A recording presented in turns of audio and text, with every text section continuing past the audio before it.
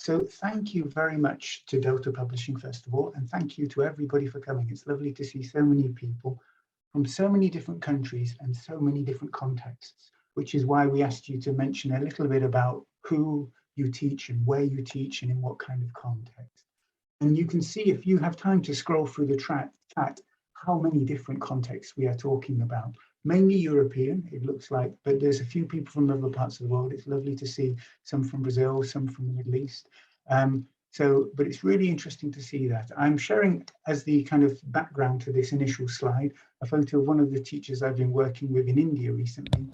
And it's a nice slide, I think, to start off this talk, which is very much a personal vision of changing values and priorities in English language teaching. And this and all of the slides which I show, permission has been given by the learners for the images. Okay, so just to provide a bit of an overview of the talk, I'm going to talk about some of what to me seem to be the contextual challenges that have occurred in English language teaching over the last 50 years.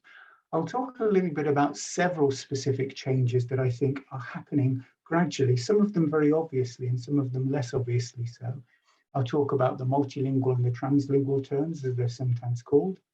I'll talk about mediation, which is becoming a big buzzword in Europe especially, but also around the world. And then I'll talk a little bit about what has been called the inclusive term. And this is one of those things that I think is coming much more under the radar into English language teaching theory and practice. I'll talk a little bit about one other area which I'm not a specialist on myself, but I think it is an important one to consider if we're talking about changing values and priorities. And that is English as a medium of instruction, MOI, and CLIL, content and language integrated learning, as alternative ways in which English is being taught. And those of you who know a bit about it will know why I've phrased it in that specific way. I'll also talk a little bit about the rise of additional skills, things like critical thinking, higher order thinking, 21st century skills, and core competencies. And then I'll talk a little bit about the rise of new ICT mediated and written literacy. And then I'll come to a kind of a conclusion which is based on all of that, but also a little bit more kind of ideas for the future. I want to emphasize that in this talk, I'm offering mainly a personal impression. It's an impression built up working in, I would say, the most diverse contexts possible, from some of the poorest countries in the world, Eritrea and Rwanda, where I spent several years in both of those countries, through middle-income countries, as they're sometimes known, such as Malaysia and Thailand, and then working across higher income contexts in Europe, Western Europe, Southern Europe. And it's very much a part of the impression I get today, working across different educational contexts around the world. So just to let you know, if you want to mention in the chat anything related to a point I'm making, please feel free to do so. There are quite a lot of participants, but sometimes if a comment or a question comes up right at the moment where it needs to be addressed, it's more useful than when it comes up at the end. So feel free at any point to share a question, a query, possibly to challenge an opinion if you don't get the same impression or have the same belief as me. Feel free to do that as well. And if I see it come up in the chat, I will address it. But if I don't, apologies, because often these comments are much more interesting than the talk itself. Great, okay, so feel free to heckle is what I suppose I'm saying. Okay, so changing contexts, who are we? A lot of talks that we go to, we hear people talk about the we of teaching, teachers. I suppose we're talking about we as teachers and teacher educators, we as people who work in English language teaching.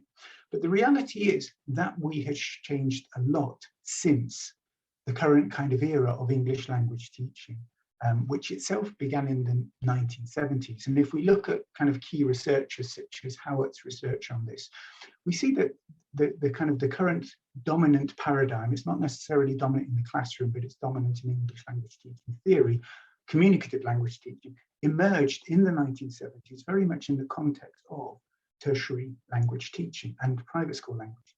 Initially, some of the early research was being done by people working with pre-sessional students at universities, but it's something which has very much emerged within a certain set of contextual constraints, adult language teaching, and usually in so-called target language communities in countries and contexts where learners were often in a classroom with students from a different first language background. And these are two, I think, really important contextual constraints or factors that have led to communicative language teaching being what it is today, which is in a sense the kind of the promoted paradigm. Since then, I think, well, not think, I'm certain it has, English is steadily increasing its importance globally, first in tertiary education, then in secondary and primary, and even in pre-primary now. And there are an increasing number of teachers in countries like mine, so-called English-speaking countries, Anglophone countries if you prefer, who teach a majority of students who are classified as EAL, English as an Additional Language, in the UK. In other countries, different terms are used, but the key point being their first language background, the language that they typically spoke as a child, was either not English or a combination of English and other languages, and therefore they're deemed to need support in their English language learning. So both of these kind of contexts in terms of English moving into primary and secondary education much more over the last 50 or so years, and English being required in a range of language learning contexts here in the UK, has meant that we've moved away from that kind of key contextual starting point for communicative language teaching very, very far indeed. And today, if we think about the number of people who teach English, and some of you may be wondering where I've come up with that number of 30 million. Julia, yeah, I'm just noticing there's a sound issue, not clear enough. I wonder if I speak louder. I can put on my headphones if we like, but I'll try to speak a little bit louder. Oh yeah, nearer the microphone. Let me just try switching on my headphones. So yeah, where did I come up with this idea of 30 million teachers? Well, if you calculate the number of teachers in the world, that's something we. Let's just give it a try. Is that any better? Oh, I think so, yes. Yes. Let me check I've got the right microphone. Yes, I have. Great. Okay, cool. Yeah, thank you very much. No problem, no problem. Great. Okay. Yeah, so where does that number come from? Well, we know certain facts, like, for example, in the world today, and this is 2014 figures, there's a good 85 million people who teach in primary, secondary, tertiary, pre-primary, and of other contexts. How many of those are teachers of English? Well, let's look at secondary level. We know about between 10 and 20% of teachers in secondary schools are teachers of English. And in almost every country worldwide, English is being taught. And there are a few exceptions. In primary education, it's different, because in primary, most teachers are generalists, and therefore they teach all subjects. There are a couple of exceptions to this. China is an important one. Many Chinese primary teachers are subject specialists as well. But even there's plenty who are generalists in smaller school contexts. So if we actually ask the question, how many teachers are there around the world, we find that across the other contexts, we're talking about something between 5 and 10 million English teachers, probably. Whereas if we talk about primary education, of that 30 million, probably 20 to 25 million of them are at some point in time teachers of English. And that's a fascinating fact, because it tells us that of all of us who teach English in the world today, a majority are probably working in primary school contexts.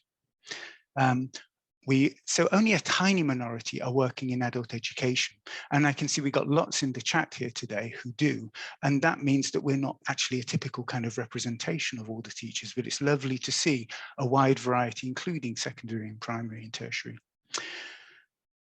Only a tiny minority work in target language countries, and only a small minority of us would self-identify as native speakers of English, whatever that means, if you accept the term. And many of us, the majority of us, I would argue, do not simply or just teach English. And I don't mean just in a pejorative term, I mean the fact that we have other responsibilities as well. Great. Okay, right. So what are the implications for us as teachers? And I've been provocative here and used the term teachers of Englishing, and I'll come back to that term right at the end of the talk. So the fact is that we, as a community of English language teachers, are mainly L2 users of English. If we prefer to move away from labels like native speaker, we could use the phrase L2 users of English. Most of us share our learners' languages, culture, and schemata. In other words, As a teacher, I may not be the greatest expert in the world on my subject, but I am probably the greatest expert in the world on the students in my classroom. And that's a really important factor for all teachers to consider when we ask questions about teacher expertise. And the research I've been doing on teacher expertise in India certainly supports that the most important shared element of it is one which relates to what we might call interpersonal practices, how we relate to and interact with other people to make our teaching more effective. Now, a couple of important other points. The majority of us work in top-down national curricular contexts, teaching the same classes for a whole academic year. This means that things like needs analysis don't actually really need to be done, irrespective of what the learner's needs are. My need is to teach this curriculum, and your need as a learner is to get through this exam. Otherwise, at grade 10 in India, for example, or in China, it's game over. Time to go home. You're not going to study anymore. So there's a strange sense in which the kind of that curricular context is a really important defining part of our teaching contexts. Most of us are in part assessed according to student exam achievements and on exams that we can't change. So for example, in China and India, the two largest contexts in the world, over 35% of all teachers of English work in these two countries. There is no speaking exam that the learners have to complete at the end of the academic year on a typical basis, especially in primary education. And therefore, speaking is not actually that important in such contexts, at least when you consider the outcomes that the teachers have to meet and that the parents want. Most of us teach learners who never chose to study English. I don't know about you guys, and please feel free to disagree in the chat, but when I studied a foreign language in school, I wasn't consulted on it. I got French. I now speak French, a little bit of French, and I enjoy speaking it. But when I was 15, I didn't want to learn any foreign language. And that was the nature of being a teenager in my community at that point in time. I was trying to rebel, and I couldn't rebel in French. And the majority of us work in the global south, not in this room. The majority in this chat room, I can see the majority of us are actually in what we might call more privileged contexts in the global north. And by the global south, I can simply refer to low and lower middle income countries, according to, say, World Bank definitions. In other words, countries which tend to be located, but not completely, in the Southern Hemisphere. And many of us incorporate our Englishing into wider language repertoires, by which I mean that we make use of English, we make use of Englishes in much more complex ways in our daily life than simply go into one conversation and speak English, go into a different one and speak a different language. We're often interacting with texts, people, bits of language, multimodal resources that incorporate English in very complex ways. And I'll come back to that point. So this is, I think, the changing context that many of us have to face in our teaching, and something which is, I think, happening slowly over time as well. And interesting to see that Warren agrees. I presume, Warren, that's about my learning French in school. Feel free, as I say, to mention in the chat any thoughts you're having. It's sometimes nice when I can hear what people are thinking, and whether they're disagreeing as well, that's also good. So let me come on to these different things I wanted to talk about, multilingual and translingual terms first. Well, I think most of the people in this chat room will know that things have changed since the 20th century, when we tended to promote monolingual, target language only, which meant English only, teaching in the classroom. And that kind of approach became the default approach during communicative language teaching, even if it wasn't necessarily the approach which communicative language teaching was itself promoting. In fact, the reality is, through the 60s and 70s, even so-called audiolingual teaching was not necessarily averse to using other languages, and communicative language teaching wasn't. But the key point being that the use of the L1 began to be re-explored again in the 1990s, and there are some really interesting books and resources from back then. And around the turn of the 21st century, the current century, we found the need to reintroduce these in the classroom. And I think a lot of the factors that I've mentioned in my discussion of who we are as a community are important there, specifically the fact that many of us share that language with all of our learners. It may be one language or it may be several languages. There may be a default community language, even if it's not the first language of the learners. But the key point being that this is, I think, an important factor that led to this re-exploration of the use of the L1 being important. The other one, of course, is the fact that many of us don't speak a target language that we're teaching very well. And I want to mention the fact that I've taught Italian in my time. I've taught Ichinyarwanda, which is an African language based in Rwanda, and I've taught Russian in my time. And all of those languages I'm not incredibly proficient in. And as a result, as a teacher of languages, I felt it really challenging to teach a language that is different to me. And I felt it really useful when I could fall back on my first language as a way to, for example, explain the grammar, or to explain to somebody I don't know the answer to their question, and so on and so forth. So we can see that this need to teach multilingually has increased, and probably increased exponentially. And there's been a theoretical basis for this. Just to mention a couple, of Vivian Cook's idea of multi-competence. Vivian Cook, a scholar who unfortunately died recently, but one of the original ones to introduce the idea that we actually have a wider base to our languaging ability than Chomsky's notion of the language acquisition device would suggest. And Jim Cummins, a Canadian linguist, who talks about the common underlying proficiency between all our languages. And indirectly, we can also draw in things like scaffolding from sociocultural theory and constructivism, things like moving from the known to the unknown, which in language teaching means moving from languaging resources we're familiar with to ones that we're not. Cool. How are we doing? 80 people. Just checking to see we're not losing people. Sometimes difficult to get feedback on a talk when you're doing it like this. So the next one is a translingual turn and translanguaging. Now, this is a bit more controversial, and rightly so, I think, because it is a kind of a revolutionary set of ideas that many people, particularly in a community such as ours, where our job is to teach a language, a named language, translanguaging theory is undermining that, and it's important to state this. Prior to 2010, multilingual language use was usually viewed as code switching or mixing, a hybrid practice, because we're actually moving between different things within that way of looking at it, that epistemology. Translanguaging theory is different. It argues that these name codes are a historically recent sociocultural construct, such as Kanagaraja's book on translingual practices, or even an invention. And this is something that Alistair Pennycook and Sinfrey Marconi have argued on a number of occasions in the paper they wrote in 2006-7 initially, but also recently in their book on applied linguistics in the global south. And they make this point that in fact, named languages are as much a part and product of the same era when nation states were created in the 17th and 18th century, that they are essentially part of the same development.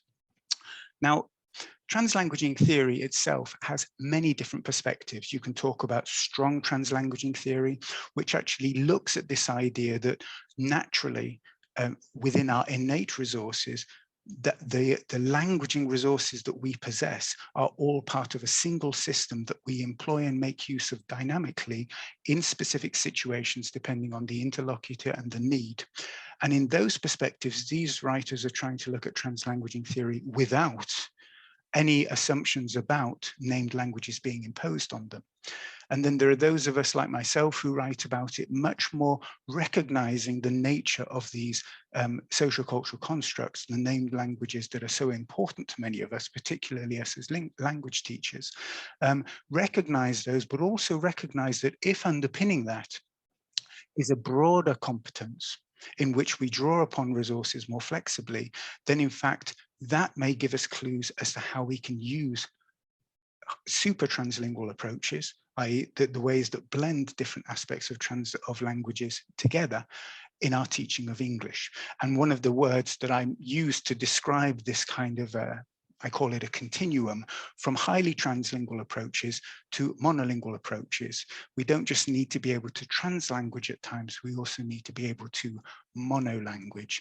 And I hate to introduce terms which sound pretentious at times. I know that one does a bit, and feel free to heckle that term if you don't like it. But there's a sense in which we definitely do need that ability in certain situations, particularly when most of us are facing exams, tests as English language teachers that don't require us to use any languages other than English. Indeed, students would often be penalized for doing so. So the implications of the translingual turn for ELT, well, I think I've just covered a few of those. I personally feel that it offers a very different perspective to the traditional discourse of SLA research. what's so-called interlanguage theory, in which the learner was viewed only from the target language perspective of going from 0 to proficiency or not, or getting fossilized at a different stage in that. And a number of writers, Lord Ortega being one of them, have argued that some of these terms, including interlanguage, are problematic from a multilingual or a translingual perspective. And they essentially seek to view the learner's prior resources from a deficit perspective. And I agree with that. So translanguaging theory can offer us a view of additional language competence that can reflect multilingual practices in specific societies. And some of the research I've been doing in India tells us something that all Indians always knew, and a huge number of people around the world knew. And this is particularly common in the global south, where sometimes the traditions of nation states have not exerted the same influence as they exerted historically in northern contexts to force people, if you like, to move into a single language, single country system. And I notice we've got some people here from Switzerland, which is one very interesting exception to that. And there's a few others, but it's a very important point to note, and particularly in this current day and age, that this relationship between language and country is a massive source of conflict in the world today, unfortunately and tragically for our colleagues in Ukraine, who we love and send our hearts out to dearly. But in India, one of the things that you notice is that all social practice is multilingual. And Indians constantly and continuously draw in complex ways on a range of different languages and resources from different languages to interact. And therefore, having a model for English language learning that requires them to do something that is alien to that, to monolanguage, is strange. And therefore, translanguaging theory can offer us a view of language competence that doesn't depend on somebody simply using a separate language, for example, in an exam context on its own. And even where monolingual ability is a desired outcome, such as English proficiency, that could be achieved through different ways within a translingual approach. And one of them might be this notion of translingual emergence that I've written about recently, where the actual target language isn't necessarily evolving as a separate thing, it's evolving as new growth on part of the same linguistic competence tree. If you use a kind of a tree metaphor, rather than it growing as a separate tree, it grows from within the current tree and the current resources that we have. And importantly, I think this offers theoretical and practical support for the idea of mediation. And those of you who are interested in mediation or have started to read about it or write about it, you will notice that in fact, a lot of mediation is specifically relating to multilingual interaction in complex ways. So let's move on to that. And by the way, as I'm sure you guys probably knew, I will be mentioning a couple of titles in Delta Publishing ranges, books which I think are appropriate to this talk and relevant, because two of the topics I'm going to talk about relate to books within our Delta Publishing Ideas in Action series. I told you I'd promote them. And here's the first one. Now, let me talk a little bit about mediation first. What is mediation? Well, we've got a nice definition there from the Council of Europe, which I can leave you to read. But if I have to explain it to somebody, because there's a few definitions out there that I personally wouldn't agree with, mediation is a shift from viewing language as a means to communicate with someone to a means to communicate for them, or a means to help them to understand something. So the shift is gone from the kind of the task-based language teaching perspective, which sees language as a tool for transactional purposes, for getting things done, that sees language very much more as a tool for interactional purposes, but also for supportive social cultural purposes to help somebody to understand something new. And I believe that's a very different sociocultural vision from the more simplistic one underpinning communicative language teaching, at least in its early definition and in some definitions of communicative competence. I think we have a movement away from a 4 skills approach, reading, writing, speaking, listening. That's our job, to help them to be able to do those, to a recognition of the person, the people you're interacting with, the needs of your I can never say this word, interlocutor, and their differences to you. In other words, you're thinking about what they know and what they don't know in the process of mediation. And therefore you have a shift from getting your message across, the process of getting your message across, to the process of helping others to understand. So So the book in our Delta Publishing series that looks at this, that I think is really, really interesting, by Riccardo Ciappini and Ethan Mansour. I'm not sure if either of them are here. I haven't seen them, but if you are here, do mention it. They break it up into 3 main activity types: mediating texts, mediating concepts, mediating communication, and 2 strategies to explain a new concept and to simplify a text. And if you can see this, I'm not sure if it's big enough. I tried to fit it in. One second, I'm going to burp. What's the etiquette of when you're going to burp on Zoom? I'll try and mute. The burp's gone now.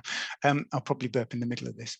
So mediation activities, you can see there's quite a lot of text mediation activities, and this is also reflected in the book, because so often today, think about working environments, we're often having to mediate texts. There's a lot about collaborating in a group and group work, mediating concepts, in other words, collaborative work contexts, and mediating communication itself. And some of the activities in the book, I think, are really interesting. They offer new twists on things that we've been doing a lot of, but new ways of doing it. So let's have a look at one of them. We all know probably running dictation, right? Activities, that kind of activity, the classic fun activity in the classroom. I was going to say communicative, but the reality is a running dictation never was really very communicative in any normal sense, except for when it goes wrong. But the idea of Riccardo and Ethan's running dictogloss is a way of mediating texts, in which one student relays in English the key points of a text written in the first student's first language. So, for example, if that student speaks German and the other student doesn't, and the text is in German, then they'll relay that to the other student who has not read it in English. And with the help of their partner, the second student writes a short summary. And you can also think of other variations of this, that they actually mediate the text, that they actually dictate the text in English, which is then written in the first language of the listener. And all of these are activities that help us to improve our ability to, when we're working in a multiple language context, to actually work with those different languages. So, for example, let's just take our colleagues from Delta Publishing. Julia may have been looking at the same time as she was interacting with us on the screen earlier at the start of this talk at texts, at screen messages in German, while she was interacting in English with us. And she may have been reading something in German and expressing what it says in English. These are common things that we all have to do on a daily basis in our work contexts that are often not seen as being acts either of mediation or acts of multilingual and translingual practice, but in fact they are. Another example is black holes, where they're mediating concepts. This is an interesting one, where students gather information on a topic from different sources, and together they can collate the most relevant pieces for a poster for, say, a school science exhibition. And black holes is the example that they give in that. But you can see there are many different types of sources that could be drawn upon. And again, these can happen multilingually. And this is one of the nice things about mediation, is there is often the possibility of an interlingual, translingual element to be included. So there we go. A few ideas from activities for mediation by Riccardo and Ethan, which you might be interested in the book. Right. Now, the third turn that I want to mention after the multilingual, translingual turn and the mediation, kind of the importance of mediation rising, is what we might call the inclusive turn. And the inclusive turn essentially is something that I think most of us have become aware of, the need to support and welcome diversity amongst all learners. This is something which in mainstream educational contexts has been the norm or a norm, but particularly in my own background in private language school teaching, when I started my career about 20 years ago, I didn't know anything about inclusivity, didn't even know how to spell it. And I certainly didn't know what it actually meant for me as a teacher. And I think that, again, going back to the shifting priorities and changes in who we are as language teachers and language learners, I think several things might be seen as influences in the importance of inclusivity as becoming part of our main view of looking at our role as teachers. And these include, for example, globalization and mobility, increasing awareness of social diversity. In other words, people moving around the planet, people interacting with people in other countries. We're aware of aspects of this. And I'll come up with some examples in a moment when we look at another book from the Delta Publishing Ideas in Action series. Socio-political aspirations to combat discrimination, many of us want to do this. Things like the Me Too movement, things like the Black Lives Matters movement. Many of us are trying to do what we can in order to ensure that certain endemic practices, certain practices that are kind of ingrained in society are that we move away from these. Regina, question, how does mediation affect teaching concepts, testing concepts? We'll have to come back to that one in the, you might want to phrase that question a bit clearer, Regina, or come back to it later on and I'll try and answer that. And the third one, I suppose, the third of those three shifting priorities is the personal need to be recognized and understood, me, my identity, and what that means. And for right or wrong, this is something which I think is becoming very prominent in especially a lot of social media interaction and the sense in which teenagers growing up today are looking at and asking themselves questions about who am I in this massive information and knowledge and counter knowledge. So I think there are three principles that I personally would draw upon when I talk about inclusivity and the inclusive turn. And these are, firstly, our classrooms can become places where all learners feel well and feel welcome. And this idea of avoiding exclusion as much as possible. The second one, which has received a lot more, I think, recognition recently, and there have been certain changes within the publishing industry to reflect this, but some people would say not enough. And this is that the materials and topics in our lessons can and should represent the diversity of who we are in society. And that includes races, religions, sexualities, and bodies.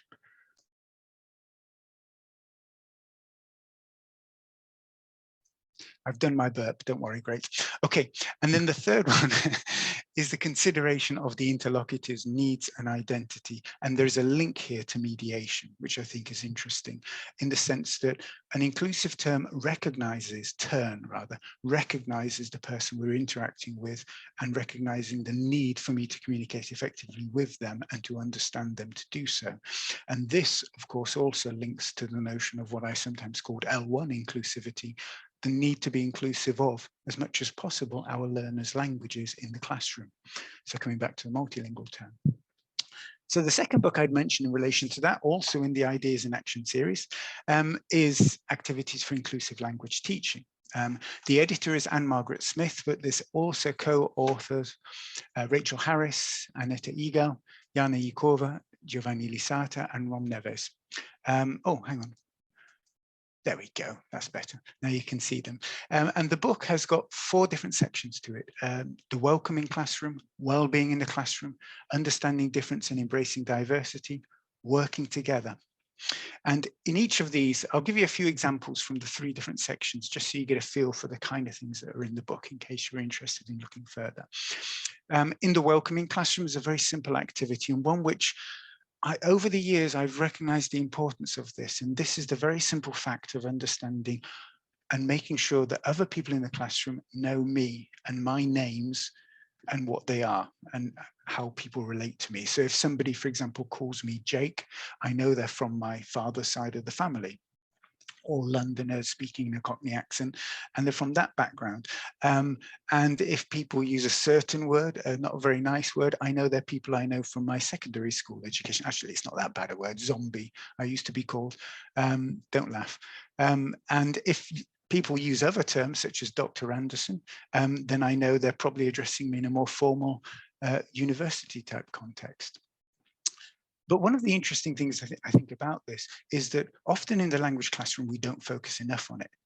And I don't know if it's true about you as a teacher, but for me, if I've had a student from a background, a country, for example, where I find it difficult to pronounce their first name, that person has often opted to choose a different name to make it easier for me to pronounce it. And I think that's a shame. And I've always tried, especially with Chinese names, for example, to pronounce the learner's real name. But that can be a challenge when you work in a university context and you've got 50 or 60 learners in a class.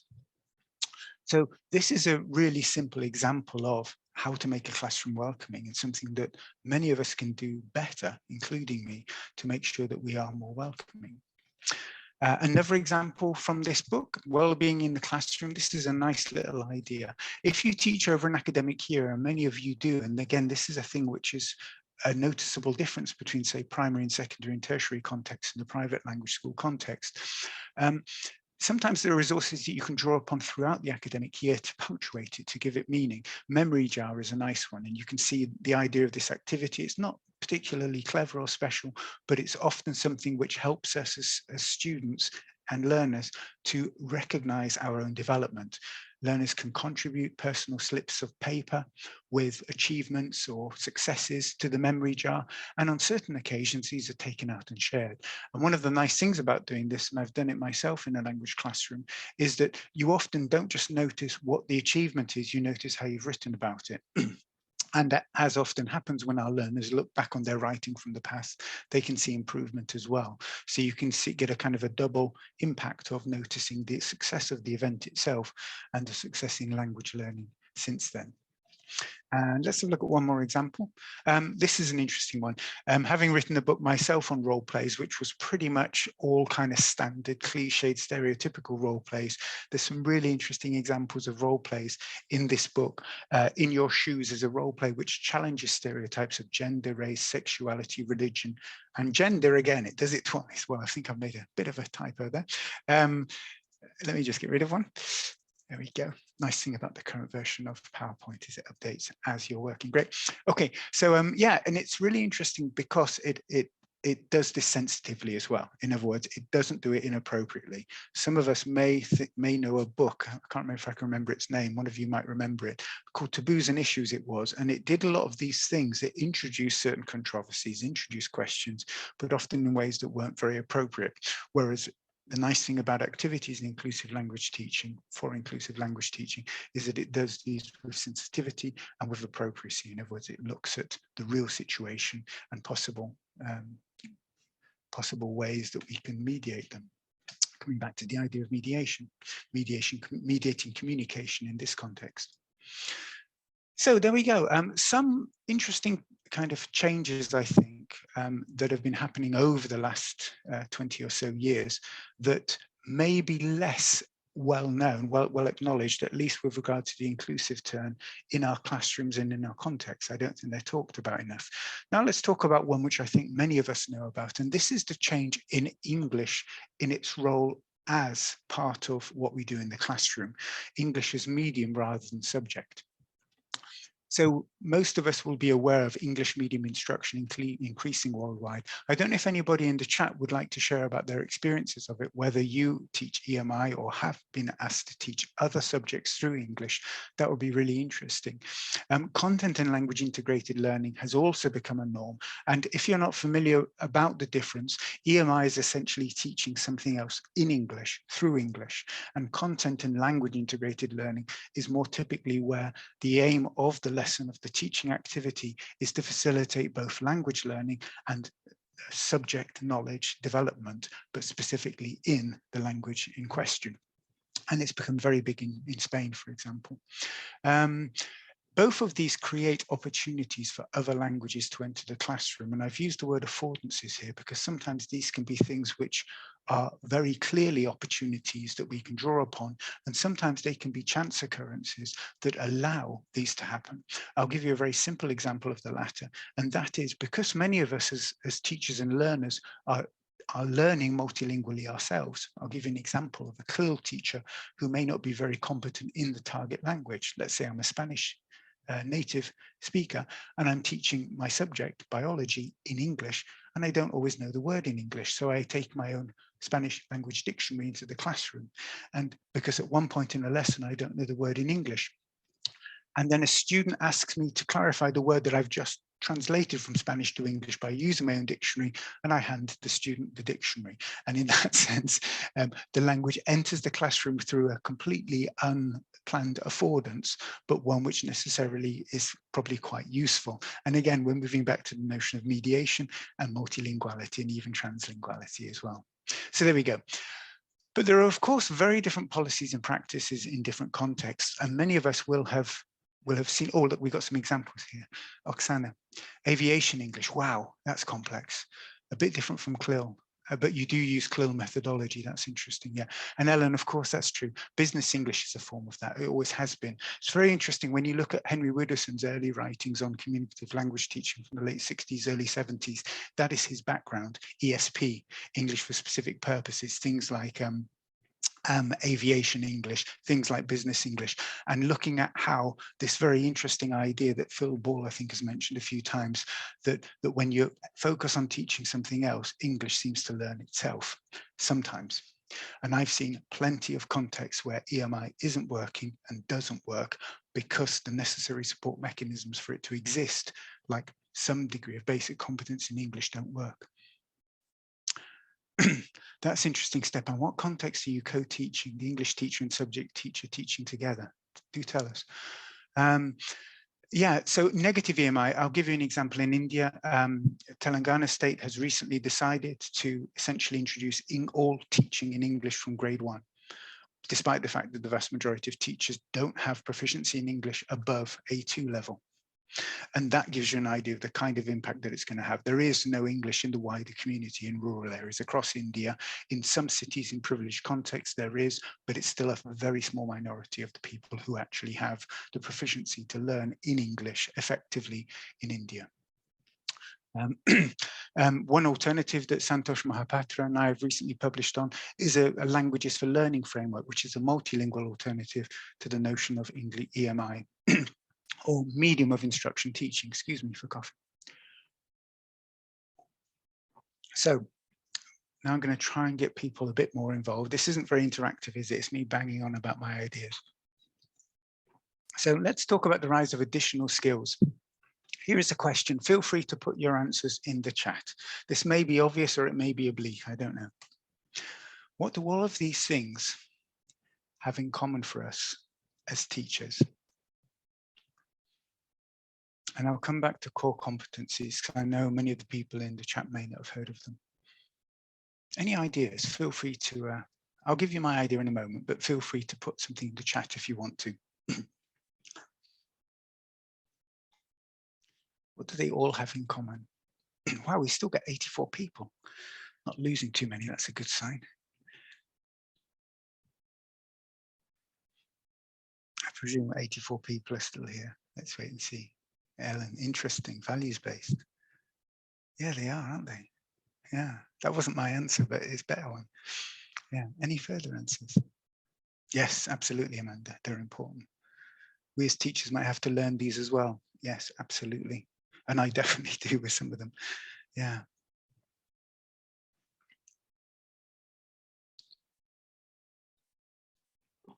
I'm hoping this is thinking time, not boredom. Right, I'm going to share my answer, my possible answer, because I think Ellen's got a really good point there. Oh, hang on, Sarah Jane. Yes, well, that's definitely true, because these are things which I'm not, we're not, many of us are not experts in. Yeah, exactly, Natalia, they're life skills. Yeah, it depends what we mean by life skills, but definitely some people put life skills into one of these and other people would put others. And I haven't defined 21st century skills because it's so, thank you, Evan, they've been around for a while, thrust upon us. Yeah, so if you take all of that together, I think that what's actually happening here is our role is moving away from being simply teachers of English. We're now expected to teach things we didn't necessarily buy into, we're not necessarily experts on, and we don't necessarily feel is part of what we signed up for when we started to teach. We must get paid more for teaching them along with English. Yes, absolutely. Thank you, Sophia. So it's interesting, we take all of your comments, it kind of, that's the point I'm making there. And there's cultural aspects here. And this again links to the changes in who we are as teachers. Our role is changing because who we are, the majority of us, is changing as well. And it's very interesting to reflect on what's happened in China recently, and a lot of people haven't noticed this. Chinese national curriculum policy has shifted away in language teaching from an approach that essentially adopts a task-based perspective to adopting a core competencies perspective. And this paper by Wang and Low shows this very clearly. It's a shift from teaching the subject to developing core competencies through the subject, which again recalls some of the ideas behind CLIL and medium of instruction teaching, that in fact our role is to teach other things with and through English as well. Absolutely, Pier Paolo. The English language has become so multitasking. Yeah. And again, multi-trans, all of this movement between and across ways of languaging. It's fascinating. So these additional skills are things which are really fascinating. And if you look at, for example, how critical thinking is impacting on China, in Chinese university today, there are actually teachers employed to teach critical thinking skills. And they're usually teaching them in English language classrooms, as I learned from several lecturers I worked with a few years ago. The fascinating thing is that if you introduce critical thinking in a context where free speech is not necessarily appreciated, you're in a bind because you want people to be critical of certain things, but not of others, particularly the government. And so that presents a really complex dilemma for me as a teacher. How critical do I want my students to be? How critical does the exam want them to be? Yes, thank you, Sabine. We've always taught modern English. I bet you have, Sabine. I didn't. When I signed up, I thought I'm only teaching English. That's only my job. I don't introduce other things into the classroom. I don't introduce environmental awareness. That's something which I've had to change a lot in my view. And respect and tolerance from Resi. Yeah. And social justice from Mohammed, thank you, yeah. And social justice is one of these other things, as well as decolonization of curricula, that's becoming a buzzword, particularly in academic learning environments. The nuclear plants, my God. Digital skills, Carol, thank you. Yes, and Carol, let's move on to those as well, because I know we don't have much time left. Yeah, I want to introduce time for questions as well. So this is the last point that I want to make that I think most of us have obviously not just recognized, but assimilated, the kind of the post-digital era where we actually stop talking about digital aspects. But several things I think that are often overlooked with the increase in ICT or EdTech technology. And this is the question of how much of our communication is actually EdTech mediated. I've been in a couple of Zoom conversations today already, and I haven't spoken a single word. No, I did actually in the supermarket when my card didn't work on the payment earlier today. That was the only thing I spoke to somebody today in real space. Everything else has been written. Everything else has been, sorry, written or interaction through ICT, i.e. this Zoom conversation. Then the other interesting question about how much writing have we done? How much of that was on paper? I've got a few things on paper, but not much. The vast majority was on the computer for me. And how much is in this new kind of media of speech to text, I can't even say it, speech to text dictation. In other words, when you talk to your phone and it understands what you're saying and then searches for you on the internet, or when you want to translate something into a different language, you can now do so through things like Google Translate. And there is a vast number of new literacies, and I'm going to move forward to the next slide. I will come back. Just have a look at this. The recent book by Pegram et al. 2022 talks about all of these different types of literacy. And the fascinating thing is many of them are written literacies, not all of them. I'll come back to those in a moment. And I hasten to add, I don't know what a lot of those terms even mean. I haven't read the book. In fact, I'm not sure the authors know some of them. Joke. So how have these changed, and how have these changed particularly post-COVID with things like working from home and blended learning? It's a fascinating fact that whilst I personally feel that computers are getting better at listening to us and us at speaking to computers, computers think fundamentally in code, which is written, and it's usually a type of English. It's not the English that I speak now, it's a complex variant of English, and each one is different and has a different function. But the fact is that, as Pegram et al. Mentioned, the majority of digital communication is still based on written language. But it's also important to reflect on the fact that the changing role of English in the world is that it is essentially becoming primarily a means for gaining access to text, particularly for academic and work-related purposes, and to produce written text, for example, for the same uses. That in fact, there is a sense in which, whilst huge numbers of us need English for reading and writing, it is actually a surprisingly small minority of us who actually need to speak and listen in English. And that's, I know, a value judgment, a personal one. Feel free to disagree in the chat. I'd be interested to see your opinions there.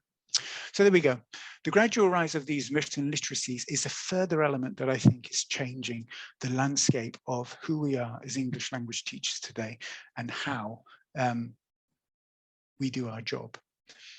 And some of these, you do think sometimes academics have a bit too much time on their hand, don't you? The literacy of 3D printing, well, maybe, but algorithmic literacy, that one sounds interesting. e-health. Anyway, right. So summary of the talk. Hopefully get some time for questions. So I've discussed that and argued the point that we've undergone some very important contextual changes over the last 50 years. I think some of those will not be controversial, but some of my ideas that we're moving away from maybe more spoken interaction to more written interaction, maybe.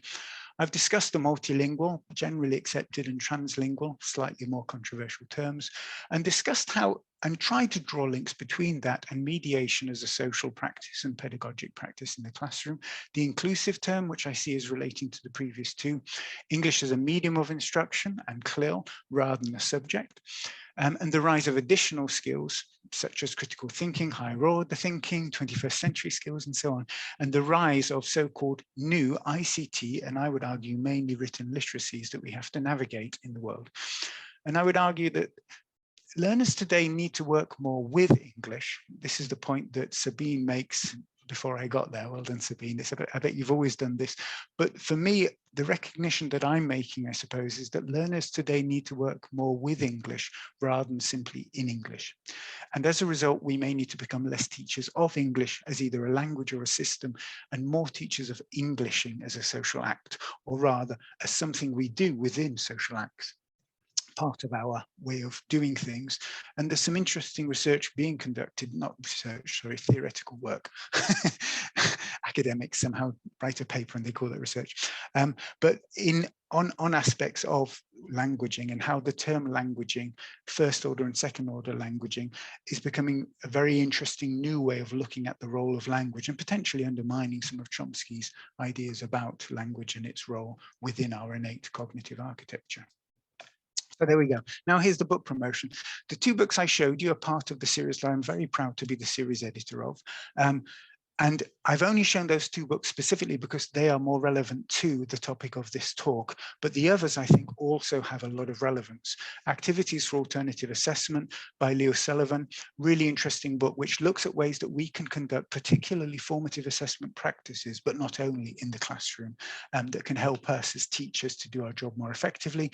And the two more traditional books in which I include my own, Activities for Cooperative Learning, something that comes from the 1960s, but many of us sometimes, I think, misunderstand or conflate with other things, and Activities for Task-Based Learning, a staple of communicative language teaching, and yet so few books around that actually help us to do it effectively.